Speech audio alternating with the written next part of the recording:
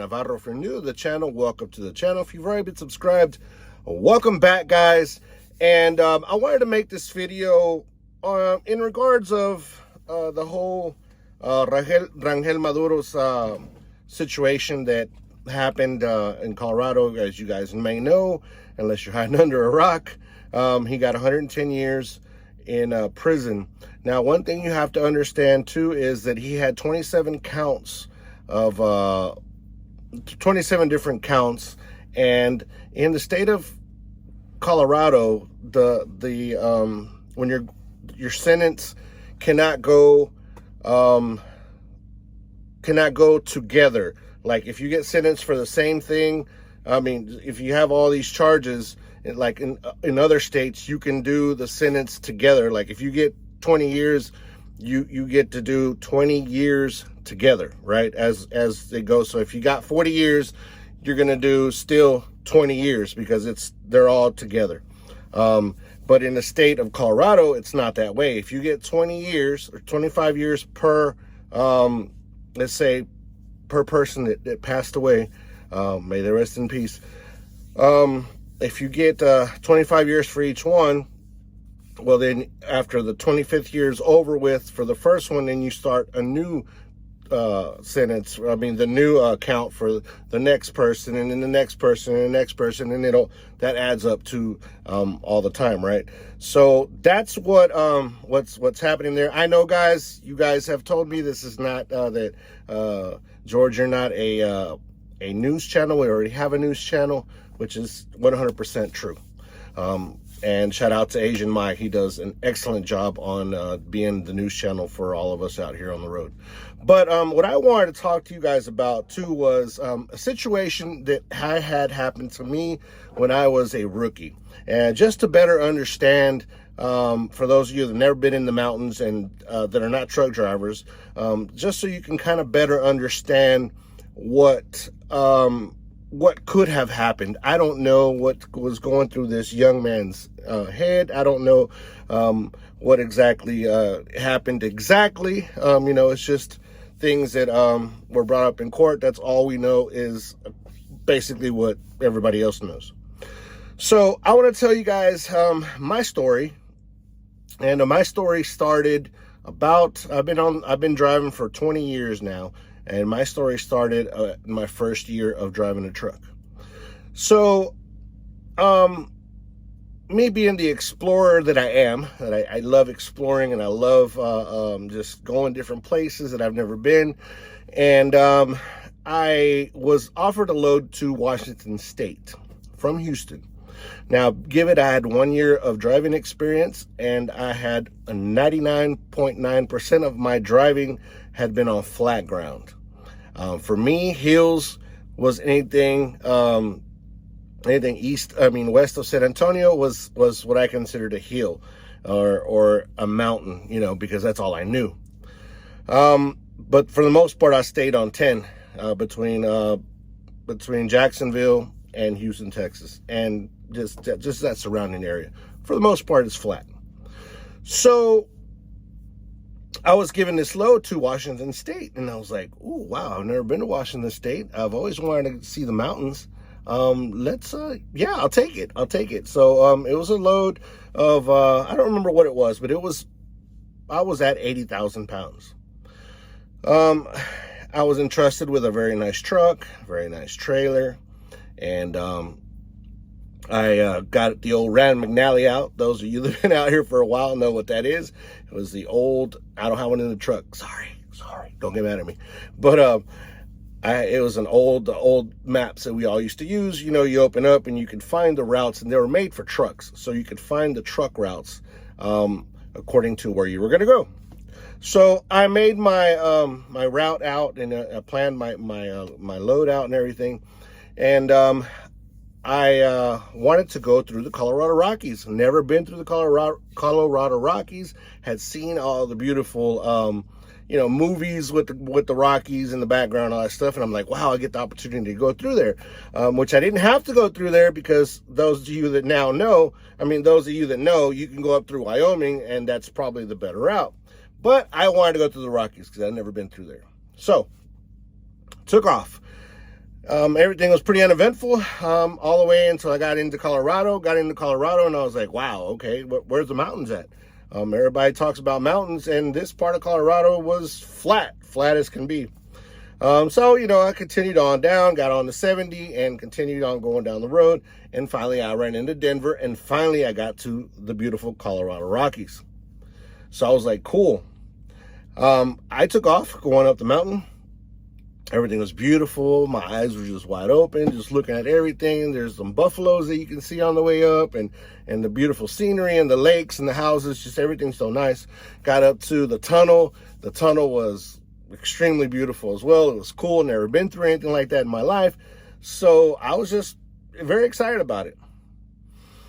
Well, when I came out of the mountain, I did remember that they had told me that, whatever gear you go up in is what gear you go down. So that's what I did.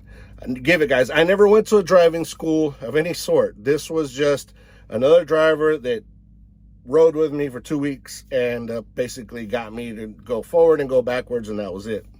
But I already had a year experience, so I kind of knew how to handle the truck. Got up to the top of the mountain, started coming down the mountain, and started feeling that my truck was accelerating a little bit too much, and I started doing what you never should be doing. I started holding the brakes a lot longer, and I would hold the brakes, and then all of a sudden I started seeing smoke coming out the back, and I'm like, I get into this tunnel vision that the only thing I think about is trying not to kill anybody and trying not to kill myself. You basically go into like a survival mode, not survival mode to make sure that you stay alive, but nothing is clear. Everything turns into a tunnel, and you don't see anything around on the side of you or anything. And so I started going down. I started speeding up a little bit more. I still wasn't going super fast, but I was feeling that I was losing control of the truck. I passed up one of the ramps. One of the escape ramps. I passed it up, and I saw it. It was when it was going by, I saw it.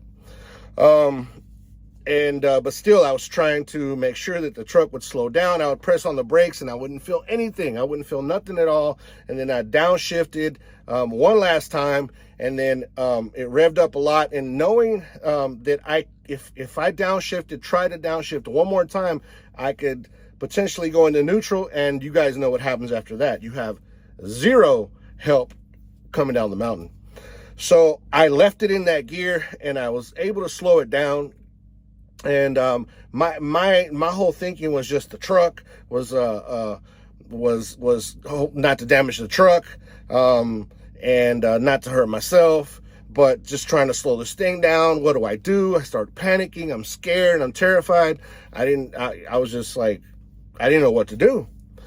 So, and I wasn't taught what to do, so I passed up another ramp.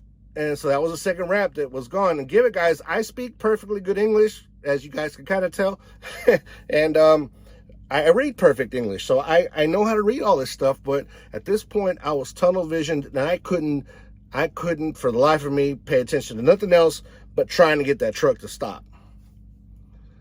So up ahead, I noticed that there was a part that the side of the mountain was kind of flat, but it had like a little piece that came out, and then it had a little higher spot next to the road that was kind of like a curve, you could put it that way. And I started thinking, I'm like, I'm going to get it close to that curve, and I'm going to start just bouncing the front tire off of it and see if I can slow it down. I wasn't out of control 80, 70 miles an hour. I was out of control 40 miles an hour, right? But still, I knew I had lost control basically of the truck.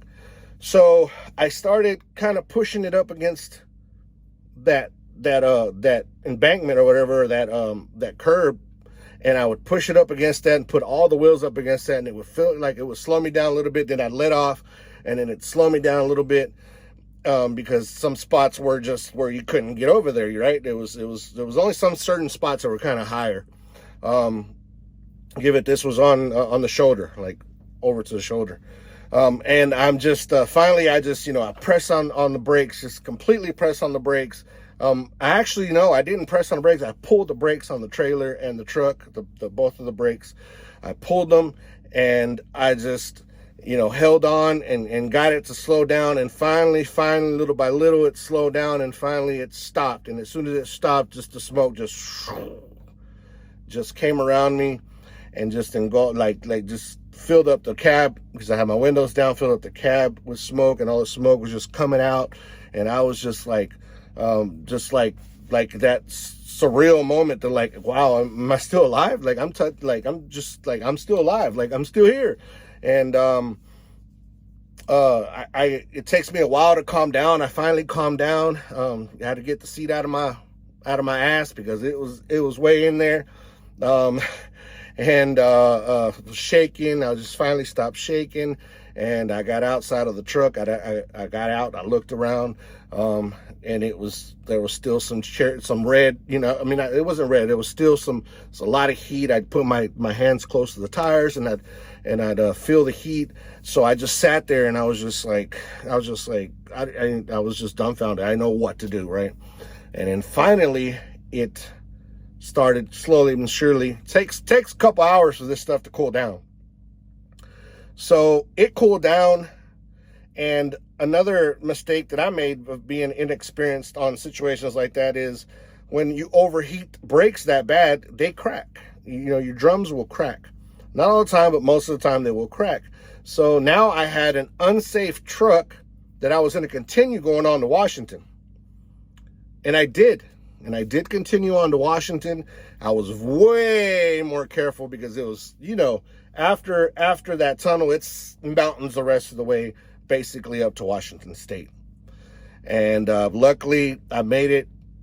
I was very, very extremely careful. That was a life experience for me. I learned so much from that experience, from that situation, that it's something that I remember to this day. And the reason I'm telling you guys, and I made it up safe, made it back safe, everything was good. And the reason I'm telling you this story is, what if this is what happened to him? What if he got this tunnel vision where he just went into saving his own life's mode that he didn't think about putting it in the ditch, flipping the truck over, like a lot of people say. And they teach you guys to if you're going to run into something, hold on to the steering wheel and just go straight into it. They tell you not to swerve. At least that's what I remember. They tell you not to swerve, to go straight into things. But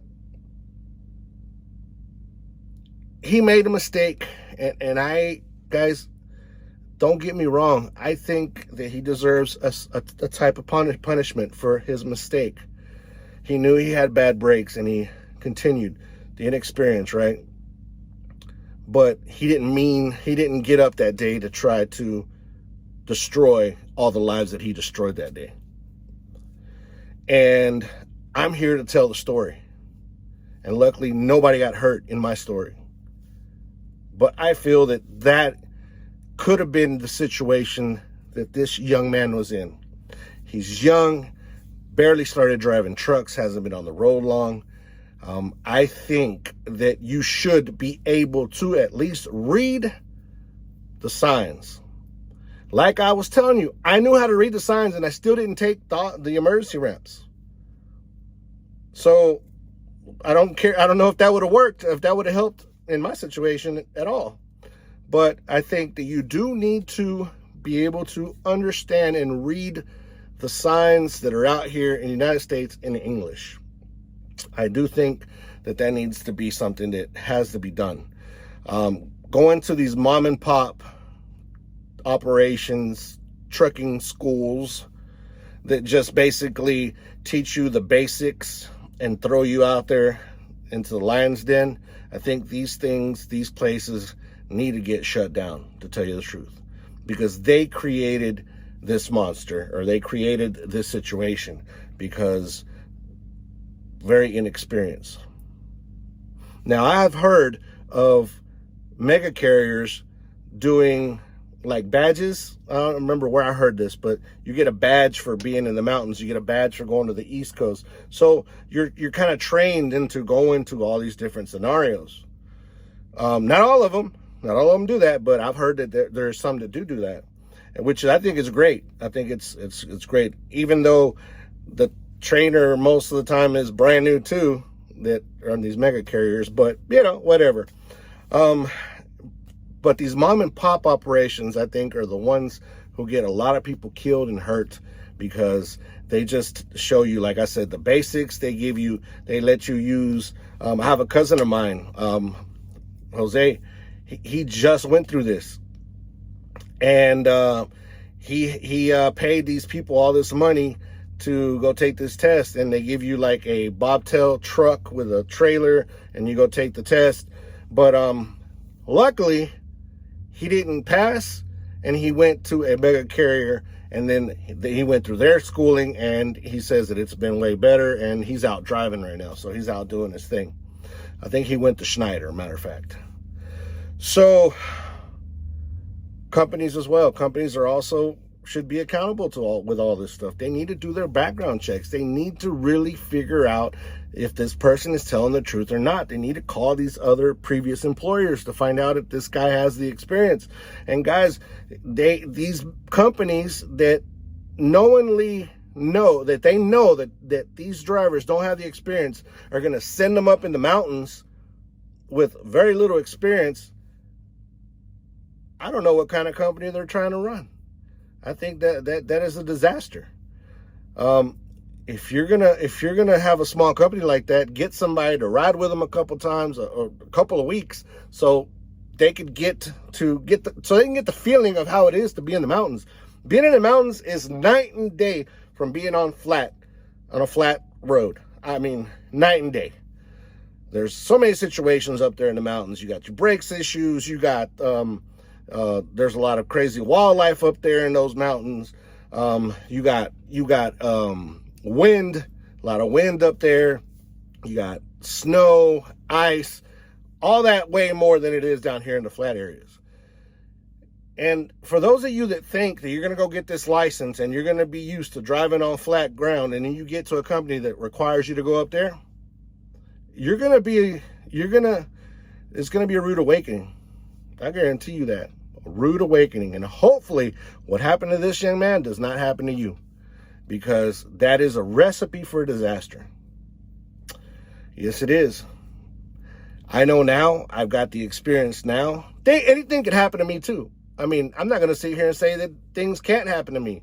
I could panic for some crazy reason again, and something could happen. But now I know a little more. I got more experience. I have more knowledge on how to control the truck and what I need to do, and when to go to those areas, when not to go to those areas. I don't go in the mountains that much anymore.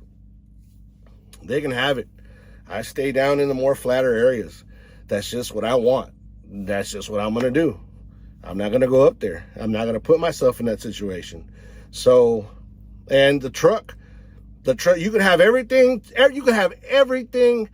You can have your T's crossed and your I's dotted. You can have everything set up. I'm like a ninja. You can have everything just perfect, and all of a sudden you could have a chamber go out on you, or something go out on you, a brake line go out on you, something could go out on you all of a sudden like that, and can change the life of you and everybody around you. So just wanted to tell you guys my story on what happened to me. Some of you guys already made up your mind. No matter what, you have it set that this guy is 100% a dumbass, he's guilty, and whatever. Some of you guys think that you're perfect truck drivers and this could never happen to you. If you're a truck driver, anything could happen to you out here. It's just part of the thing. It's part of the show, like they say. So it breaks my heart that 4 people passed away in this, and that a lot of people got hurt in this. It does break my heart, guys, and my condolences do go out to those families. It doesn't. I put myself in the family shoes that could have been my family there, and I understand. But if this guy was the type of guy that woke up one day, went and bought a gun, went somewhere he wasn't supposed to be, start shooting people, that's a different story.